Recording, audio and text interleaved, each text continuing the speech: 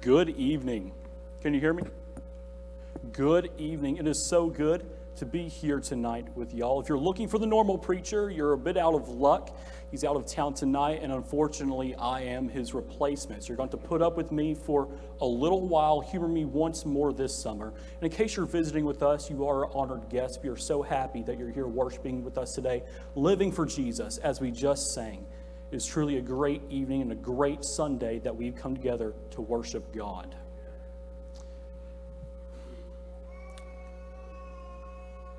What if I, as a college intern, college student, scratch that, just going to my second year of college, began a lesson tonight by admitting that once you were as lost as me?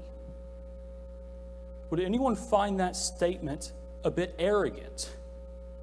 If I were in your shoes, I probably would. Let's take that a step further. If I were to approach our minister here, Alan, who has been preaching professionally for longer than I've been alive, and said, by the way, I know you have your struggles in preaching, but if you just listen to me, follow my steps, soon those struggles will just go away. It won't be a burden anymore. Let's take this a step further. What if I found an elder of this congregation? And by the way, elders, I'm very grateful for this chance to speak tonight. Thank you. However, I'm going to use you as an illustration. What if I approached an elder and said, by the way, I know it's challenging trying to keep a congregation like this in a safe bubble, doing the right things, but still evangelizing, especially doing all this through maybe a worldwide pandemic. I know this poses its challenges. But if you just listen to me, in my infinite knowledge and wisdom and experience, you will be just fine. Trust me on that. How about you parents out there? I can use my dad as an example. He's sitting right there. What if I said, Dad, I know it must be so challenging raising a child. Believe me, I know. But if you just follow my steps, you'll be just fine. You see, there's a problem with that, and that is I have zero credibility whatsoever. Not only am I not a parent, not an elder, and I'm not a full-time preacher, at least not yet, and even then I still have some experience to go. But I have no credibility whatsoever, so what makes it any different if I, a 19-year-old, is trying to preach to a crowd that collectively has more hours in study? Well, there's the thing. In those other illustrations I gave you, I was trying to say that my way or my tactics or my experience is what was going to help you get through something. The truth is, there's nothing that I particularly can do that can compare to the experience and years of Bible study that you all have built up for yourselves. But there is everything that God can do to help with that. And it's simply my privilege and honor to be able to present that to you tonight. However, I find that problem to be something that we see in today's world a lot in the thing of testimonies. And don't get me wrong, the idea of someone sharing their personal story for the glorification of God, I think that can be a good thing. But when those stories become more about me or self or the speaker than God himself, then it becomes a bit of a problem. You see, we're not giving God his due credit, because any credibility that we've established in our own story or our own testimony, that's really credibility that God has given you, which means it's not really yours. It's God's. Yet, I admit to you tonight that I struggle with something. I struggle with validation. Maybe I'm not alone on that, but I'm going to pretend I am for this illustration. I struggle with trying to be right. Sometimes I tell stories, or maybe I engage in conversations where I have the idea that I really want to be right here. But sometimes just knowing I'm right, and for those who are listening, I put knowing in air quotes because oftentimes I can be wrong. Just ask my dad. Sometimes it's not enough to know that I'm right as it is to know that someone else that I'm engaging with knows that I'm right. Have you ever gotten into an argument, maybe over something silly like a statistic, You looked something up one day, you had this statistic in your back pocket, you pulled it out in conversation, and someone didn't believe you. And you were almost offended because you went through all that hard work to search something up on Google and they didn't believe you. And so you get into an argument about it. And you know what you end up doing? You look it up on Google again, not because you want to find out what the truth is, but because you want them to know that you were right. And maybe a little bit that they were wrong. I struggle with that. And I want to keep improving on that and fixing that problem personally. However, if we're going to look at someone, a figure in the Bible like Peter, if we're going to consider the life that he lived personally, I don't know if this was as big a problem as I initially accredited him with. We may consider his pride. We may consider his boldness, how outspoken he was, how he was maybe not as passive as the other apostles, to put it lightly. Yet I find myself judging him. And so tonight what I want to do is I want to take a moment, just a moment of Peter's life. And I want to invite you all to speculate with me. Now let's get this straight. I'm not talking about growing conspiracies or theorizing. I mean speculate, as in if you were in the shoes of Peter in this moment, what would you do? And you have to guess what your reactions would be as if you were taking a moment in the shoes of Peter. And if you'll humor me, I'll begin this with a story, and I have permission to share this story. But first, a question. When's the first time that you can think of that you were offended? Think way back in your minds. It could be early on. It could be you don't remember anything until you're in your 20s. One example that comes to my mind isn't really about me particularly. I'm not the primary victim, but it stands out. Second grade. I was 7 years old, and so was my twin sister. And we were on the playground at Glen L. Martin Elementary, and we were doing our own separate thing. And all of a sudden, my dear twin sister runs up to me teary-eyed and scared. And I ask her, "What's wrong?" I'm trying to be the supportive brother. And she says, "Jordan called me," and excuse my language, "a PP face."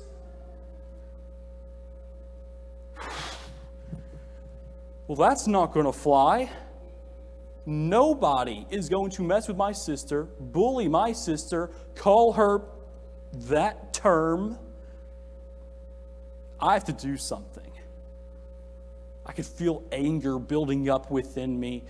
It switched into adrenaline. That adrenaline carried me all the way across the wood chips to the playground to where Jordan and his gang of bullies were hiding. And I confronted him. And I said, "Jordan, did you call my sister that term?"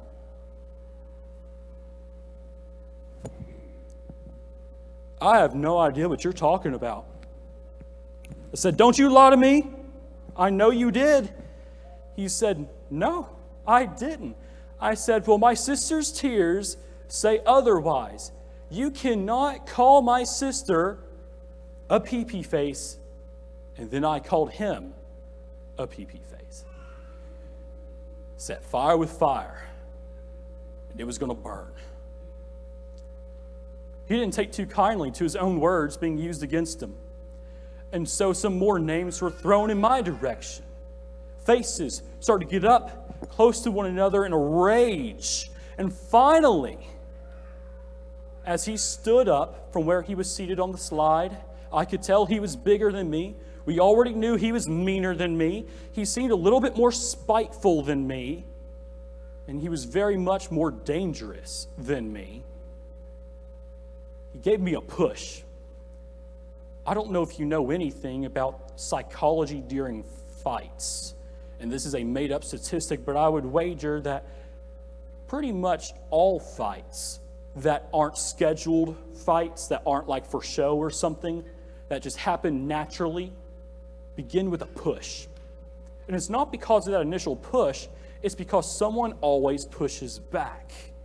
And so I had a moment right then where I had to look at my poor sister, tears still swelled in her eyes, and I had to decide, do I want to push this guy back? He's bigger than me. He's meaner than me. But he hurt my sister. So anger swells within me. Again, it turns to adrenaline. I can remember my fists clamping, and I bring my arms back, and finally a whistle blows. And recess was over. He was already gone. Saved by the bell, I guess. And from that moment on, of course, I've forgiven him, but I still don't really like people named Jordan.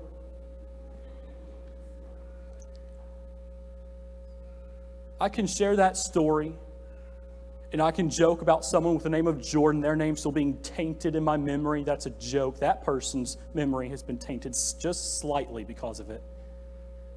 And yet I can judge Peter for the things that he's done. I ask you to keep that comparison in mind as we turn to John chapter 18. John chapter 18, this is a familiar story. Many of us probably would have read this in Bible class, and if not, we're certainly going to read it tonight. It's one of my personal favorite stories because I always found it interesting as a kid. John chapter 18, and we're going to begin in verse 10.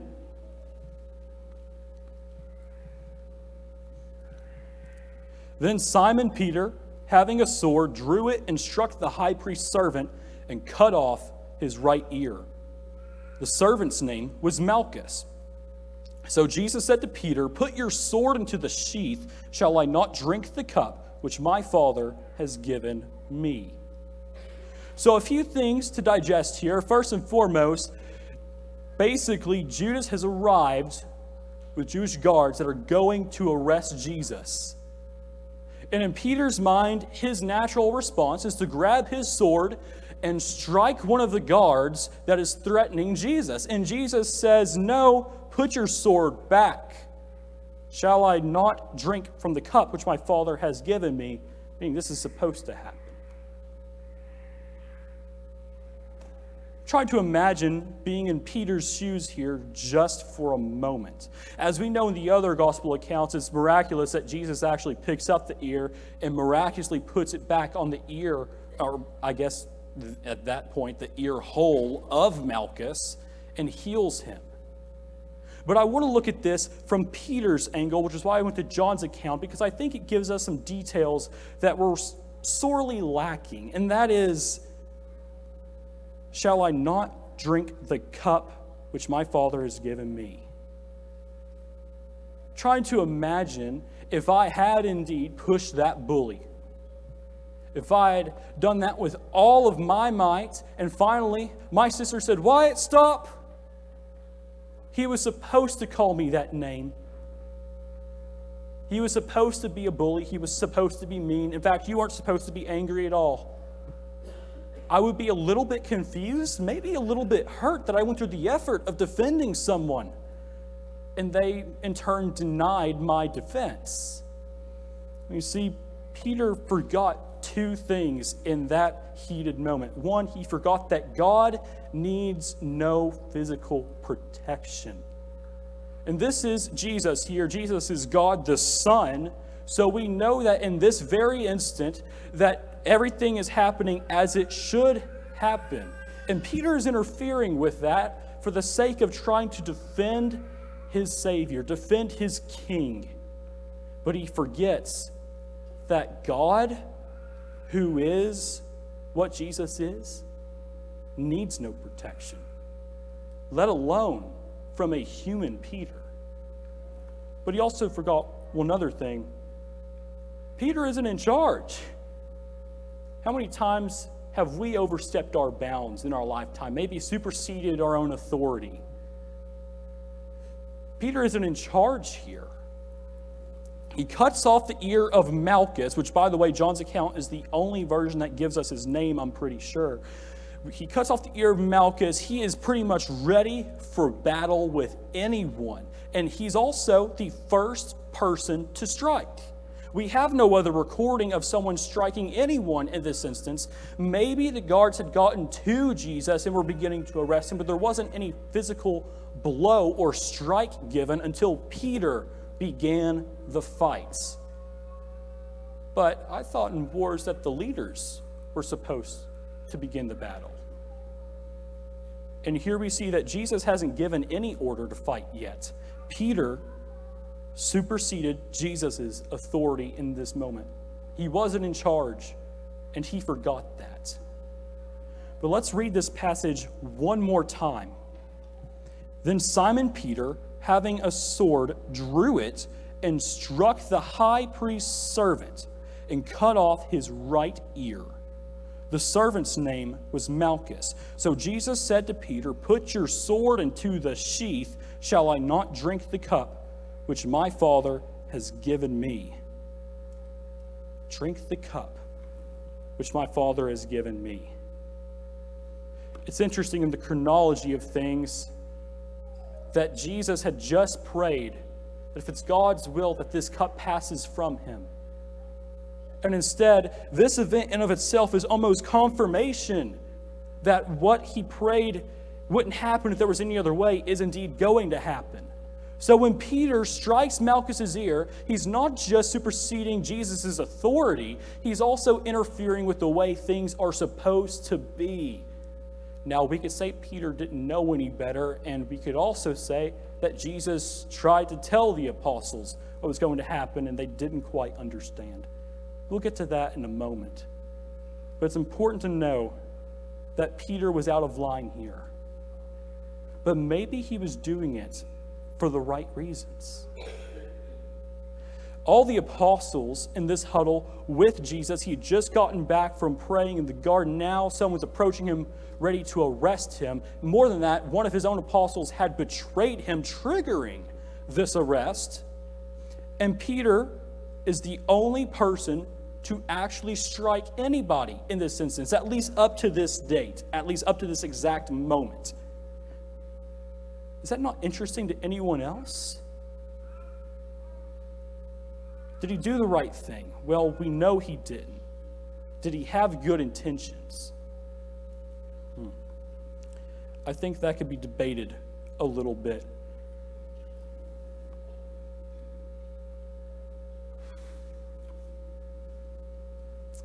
When I was a kid, I got in trouble one time for lying. And my punishment, which I now look back on, was absolutely ingenious by my parents. They caught me in a lie, and so they were going to continue to lie to me. So I knew how it felt. And one time, they told me that we were going to Dollywood. I loved Dollywood. I wanted to go to Dollywood. But I did not go to Dollywood. It was the final straw. It was the peak of that punishment, and I had to learn that lesson the hard way. But I also remember the next time that I actually did get to go to Dollywood, I was in complete denial about it. It was supposed to be a surprise for my sister and I, and even all the way up to the parking lot, I couldn't actually believe that we were really going to Dollywood. If you're a Jew in this instant, and you've been waiting for a Messiah, a Savior, someone who's going to free you from Roman imprisonment and then probably take over the Romans, make you the mightiest powerhouse in all of the world, give all of your people riches, heal all of your sicknesses and illnesses, and have this king that you can worship and praise forever while also lifting yourself up a little bit, and you're being told that this carpenter's son, that's really who is going to be your king? I might be in denial about that myself. But Peter had good intentions, maybe. If he cuts off that guard's ear, beginning a fight, He knows something. He knows he has Jesus on his side. He believes in Jesus more than any other apostle in that moment, so much so that he's willing to actually begin a battle. And it was the wrong thing to do. We know it was. But he was the only apostle with enough zeal to act, other than Judas, who acted on the other side of the spectrum. That's just worth consideration, I think. But let's go ahead and skip a few verses to verse 15.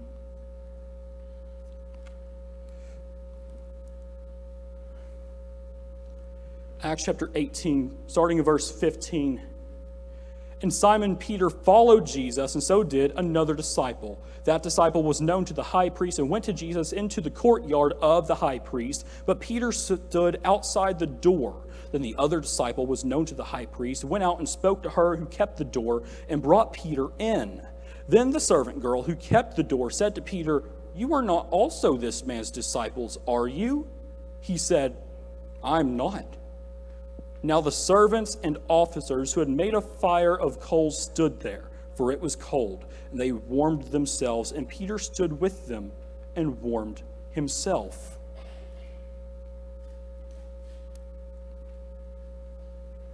Now let's go ahead and jump down to verse 25. Now Simon Peter stood and warmed himself. Therefore they said to him, "You are not also one of his disciples, are you?" He denied it and said, "I am not." One of the servants of the high priest, a relative of him whose ear Peter cut off, said, "Did I not see you in the garden with him?" Peter then denied again, and immediately a rooster crowed. Now, we've heard that story before, likely, about Peter cutting off the ear of that guard. Have we considered how it relates to what happens literally moments later when Peter's being questioned in the court of the high priest, and a relative of the very person who he just physically harmed accuses him of being a follower of Christ? Maybe something else to notice. The guard whose ear was cut off, his relative saw it happen, and is still in the courtyard, ready to try Jesus with all the others. I just find that interesting. But in this large chunk of scripture that we just read, we actually went through every instance of Peter denying Christ. Instead, I would like for us to consider something that happened right before it. Turn with me to Luke.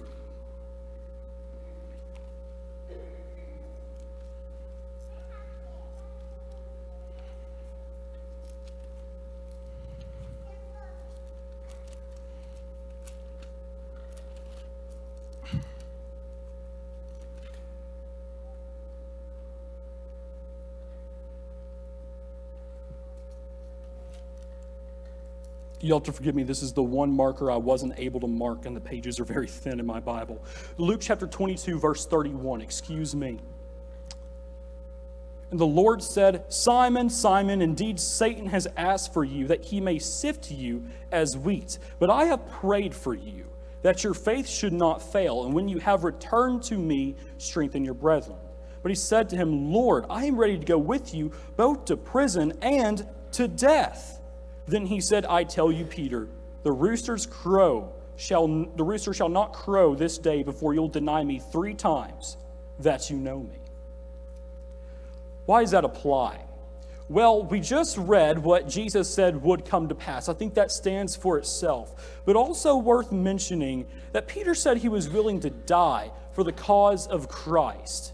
And I gave that illusion earlier of the Jews believing in a king that was going to be maybe more vengeful and violent and better for the Jews themselves as individuals than who they got, which is the son of a carpenter. Peter's ready for battle. He's willing to die. When he says that, I don't think he has the gospel in mind. Because also, Jesus hasn't died yet in the chronology of this. So therefore, he really wouldn't have any idea what he was talking about if he said he's willing to die for the cause of the gospel. Instead, he's willing to die for Jesus, almost as if following a king into battle. That's the kind of zeal that Peter had, literally moments before he chooses to deny him 3 times. I ask that we go back to our text in John chapter 18. John chapter 18, and again, we're going to read verse 15. We're going to take this bit by bit.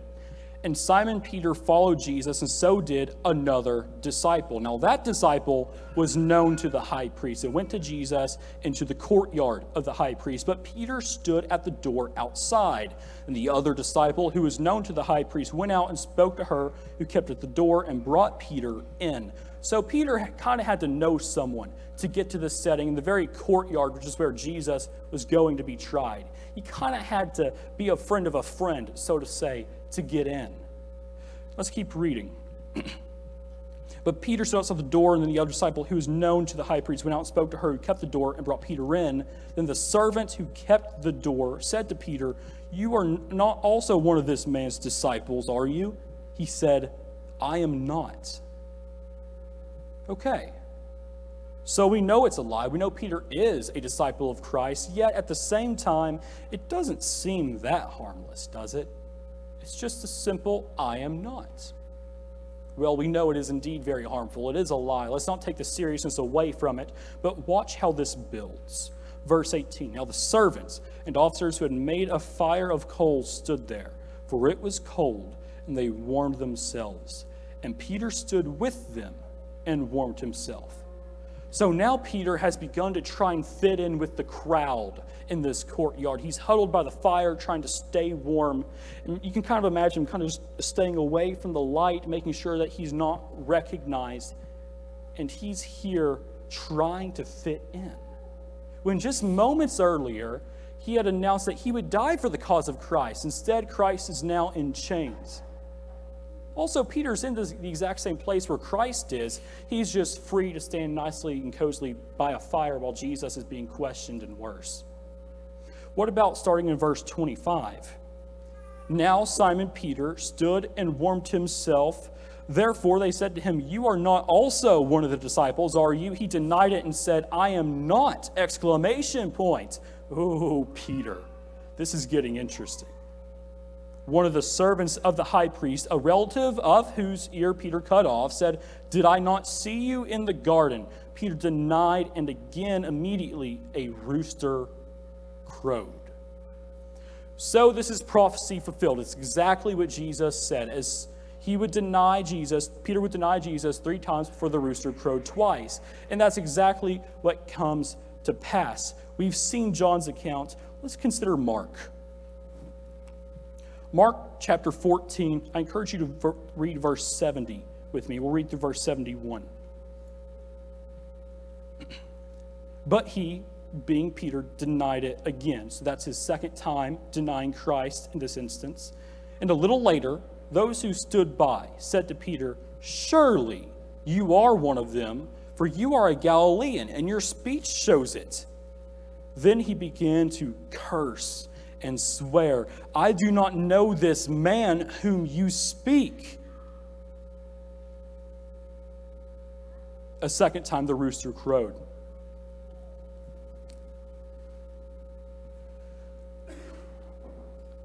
Have we ever said something that we regret simply to fit in? I know I have. That's exhibit A right here. That's also a very common thing in settings such as high school and even college if you're around the wrong areas.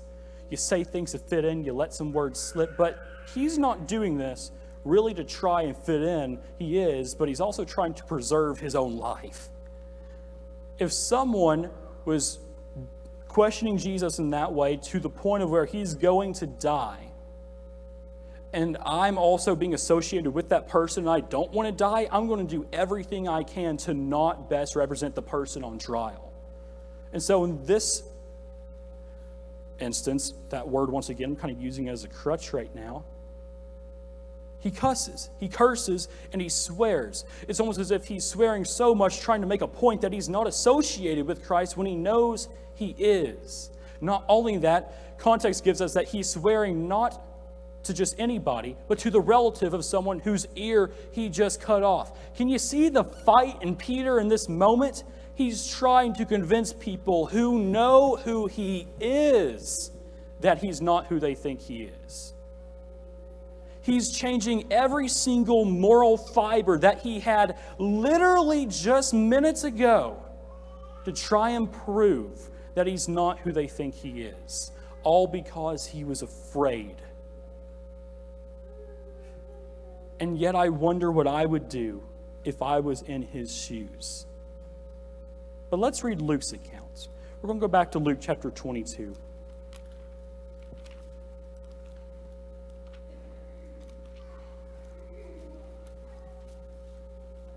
Luke chapter 22, we're going to start in verse 56. And a servant girl, seeing him as he sat by the fire, looked intently at him and said, "This man was also with them." But he denied him, saying, "Woman, I do not know him." And after a little while, another saw him and said, "You are also of them." But Peter said, "Man, I am not." Then after about an hour had passed, another confidently affirmed, saying, "Surely this fellow was also with him, for he is a Galilean." After an hour had passed, Scripture gives us three cases in this series of events in which Peter denies Jesus, but he's been at it for a long time. It just so happens he's vocally denied him 3 times, but he's been at this for over an hour. And people who are confidently affirming, yes, this is Peter, this is who is with him, are being lied to their faces by Peter, all because he's trying to preserve himself. What happened to this Peter, who is willing to die for Christ, and now that he's faced with death, isn't willing to die at all? And what would I do if I were Peter? And then I thought, why was Peter there anyways? I announced earlier that I have trouble with, I think validation is the word I used. And so when I'm struggling to understand why Peter would do what he did, all I could think to do was judge him. I didn't really grasp the lesson. So I did a little bit more digging, and I asked myself, why was Peter in the high court to begin with? How do we get to this moment? How do we shift from someone who is willing to literally strike someone else to someone who's afraid of just the smallest taste of death? Mark chapter 14, once again, gives us a little bit of context. We'll start in verse 50. And this is Mark's account, and what happened is Jesus was just taken away. He was just arrested after all of that violence happened. Finally, in verse 50, talking about the apostles and all the disciples that were with him, then they all forsook him and fled. They all forsook Jesus. I'm reminded of Deuteronomy 31:8, and then echoed in Hebrews chapter 13, verse 5, I believe, where God promises us that he'll never leave us, that he'll never forsake us. But in this moment, the most pivotal moment in the history of history, every single disciple is going to forsake Jesus and run for their lives. Except, and catch this, verse 51. Now a certain young man followed him, having a linen cloth around his naked body. And the young men laid hold of him, and he let the linen cloth and fled from them naked. So this one person was willing to try and follow Jesus. And maybe he's there, maybe he was startled by the noise, or he saw some things happen, and he just kind of went with the flow of things to explain the way he was dressed. But he was so scared of what these people trying to arrest and crucify Jesus were doing. He was so scared of their angry mob mentality that when they came for him, he would rather have run away, completely embarrassing himself without any clothing, than to follow Jesus. This is some serious stuff. And yet at the same time, I can almost imagine some of the other disciples or apostles looking at him going, you should have ran. You should have gone. You wouldn't have to deal with this. That was a close one, wasn't it? But check verse 54. You wonder what happened to Peter? This is what happened to Peter. But Peter followed him at a distance, right into the courtyard of the high priest. and he sat down with the servants and warmed himself at the fire. In all of my judgment and criticism that I've had for Peter in my lifetime, he was still the only apostle that remotely came close to sticking with Jesus when he was being tried. That doesn't excuse his behavior, but it does bring up an interesting point. In that moment, when Peter was faced with answering with the promise that he made Christ, he failed. He failed drastically, was taking desperate measures to preserve his own life. But at least he was there. At least he tried. And he was sorry for what we did, we have to assume, because he went on to be a great evangelist, a well-known evangelist, one of the best-known apostles we have. He would go on to write 2 other letters that we also learn from in this book. But at the same time, we judge Peter. We wonder, how could you do such a thing? How could you deny Christ after you already said you wouldn't? Your ego must be so massive, and at the same time, he was the only one there with him. And I wonder, if I were in Peter's shoes, would I have followed even at a distance? Or would I have run away in fear of my own life? I mentioned earlier, I may have a problem. No, I do have a problem with validation and wanting to be right. And maybe we can make some comparisons for Peter. But at the same time, Peter tried. And I find myself wondering, if I were in that situation, if I would have tried. Because maybe Peter, yes, he was wrong. Yes, he was lost, but maybe he wasn't just lost. Maybe really he was just as lost as me. And it's that moment where we can learn to look at someone for their flaws and learn who they really are. Yes, he made a mistake. No one's going to deny that. I'd be the first to tell you that I would say I wouldn't deny Jesus, but would I really? In fact, I deny Jesus every time I sin.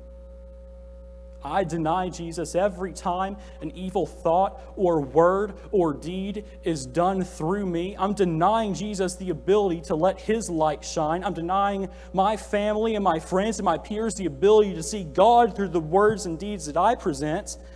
I'm denying Jesus, denying other people's salvation, and by fault, I'm denying myself salvation when I sin. And yet I had the audacity to look at Peter for a moment and question, why would you deny Christ?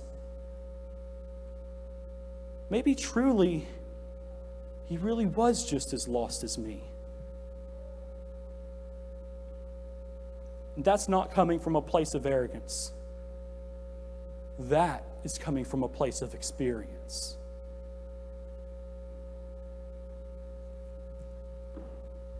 Maybe once you were lost, since you've been found, then you found yourself lost again. And you need to learn from the example of Peter, who made mistakes, certainly, but he also was there. In fact, in Acts chapter 2, he teaches us how to be saved. We know we're supposed to hear the word, Romans chapter 10, verse 17. We're supposed to believe it, John 3:16. We're supposed to confess that Jesus Christ is indeed the Son of God, as commanded in Romans chapter 10, verse 10. We also know that from that confession, we repent, we change our ways, as described in Acts chapter 2, which Peter was preaching, by the way. And he followed that up with the requirement of baptism for the remission of sins. And from there on, we are to be faithful until death. I was looking through Acts chapter 2 the other day for laughs and giggles. And earlier we talked about testimonies. We talked about how there's power in sharing one's story, but also how it's important to not take away the credibility of God and the authority of God while telling those stories. Peter had every chance to say, I denied Christ 3 times. I couldn't quite walk on water, and yet here I am. This is what you need to do to be saved. Instead, he didn't mention himself once, but he mentioned God through it all. Maybe we really should be learning from Peter instead of criticizing him. Maybe you've been that judgmental one. Maybe you've been that person who's tried to validate themselves, tried to be right more than they should, to the point that you're willing to make other people feel bad.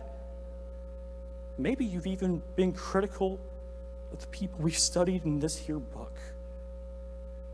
Whatever need you may have, please come as we stand and as we sing.